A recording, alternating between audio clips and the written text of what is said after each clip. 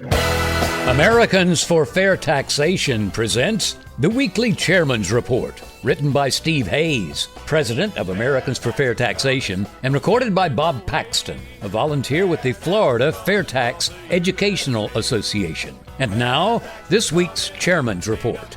Hello, I'm Bob Paxton with the AFFT Chairman's Report for Friday, November 22nd, 2019. Why Senator Warren should endorse the FAIRtax. Senator Elizabeth Warren is running for president.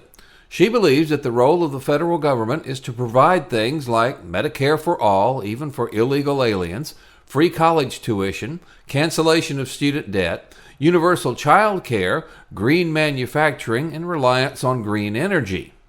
Now, in some polls, Senator Warren is leading, in others she's not, but the Real Clear Politics average of all the polls shows her in second place behind Joe Biden. However, as her programs are analyzed, many questions are being raised about how she's going to pay for it all. She's responded by proposing some large income tax increases and a new wealth tax.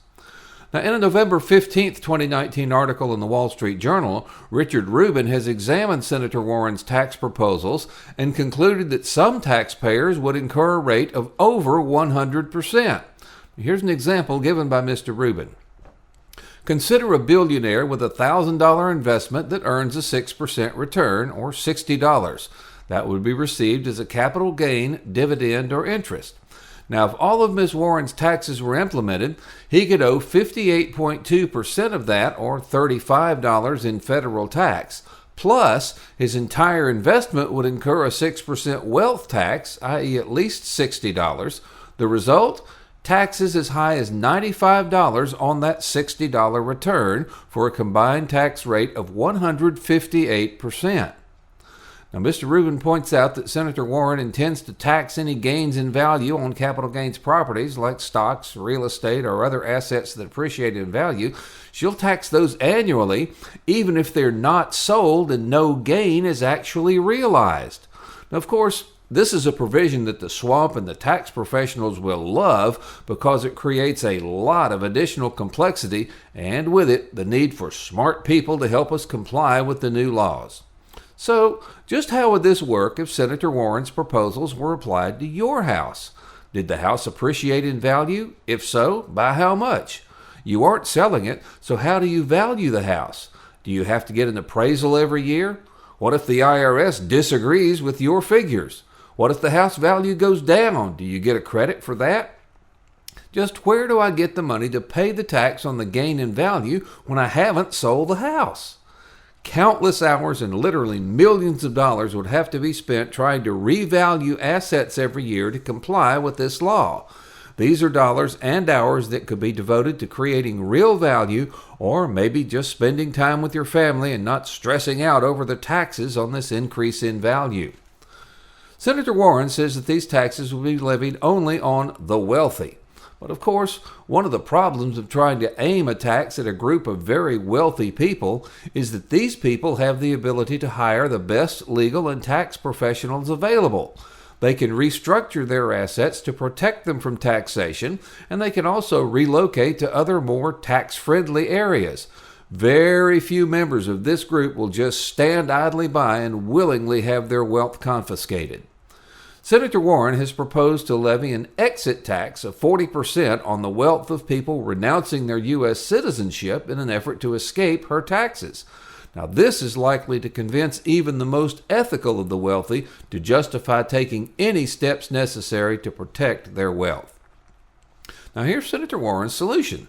Now, wouldn't it be great, Senator, if you could just explain that Medicare for all was being paid for through the FAIRtax? If you calculate that it will cost $1 trillion a year, just add 5% to the FAIRtax rate.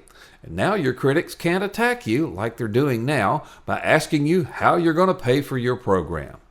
If there's going to be free college tuition and forgiveness of student loan debt, and that costs $1 trillion, again, just add 5% to the FAIRtax rate. But wait, won't that penalize lower income people more? Well, the solution there would be to increase the prebate to exempt a family of four making $50,000 per year from the FAIRtax.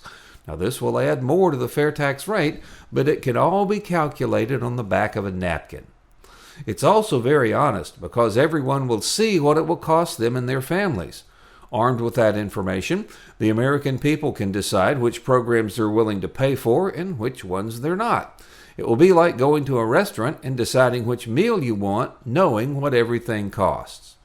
In conclusion, most of the candidates running for the Democratic nomination for president are sincere in their belief of what they think is best for Americans.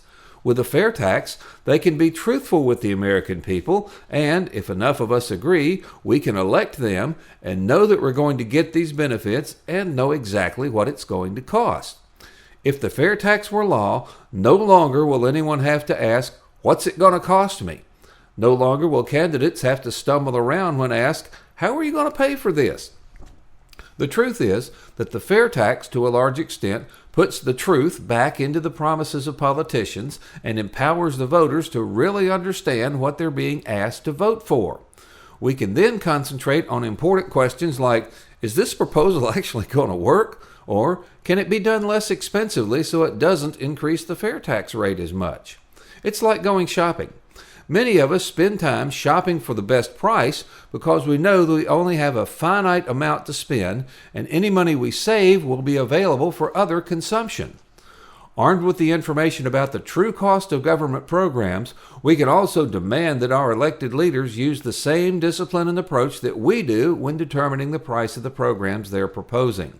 If they don't want to increase the fair tax rate, the politicians will then have to reduce spending in other areas. Again, all of us can check the accuracy of their promised savings on the back of a napkin. Senator Warren, wouldn't this be better for all the people? Of course, transparency is only one advantage of the fair tax. It grows the economy faster and solves a lot of the problems created by the income payroll tax system, including ensuring the future solvency of Social Security and Medicare. These are all concerns of candidates who really want to help the American people. Isn't it time for Senator Warren and the other Democrat presidential candidates to join the rest of us in saying to the ruling class, let's energize the entire United States and really make government spending transparent. Pass the fair tax, the only truly fair tax. This has been the Weekly Chairman's Report, written by Steve Hayes, President of Americans for Fair Taxation. Check back every week for news and information about the fair tax and learn why the fair tax should replace our antiquated federal income tax system. If you'd like to receive a copy of the Chairman's Report in your inbox every week, sign up at FAIRtax.org.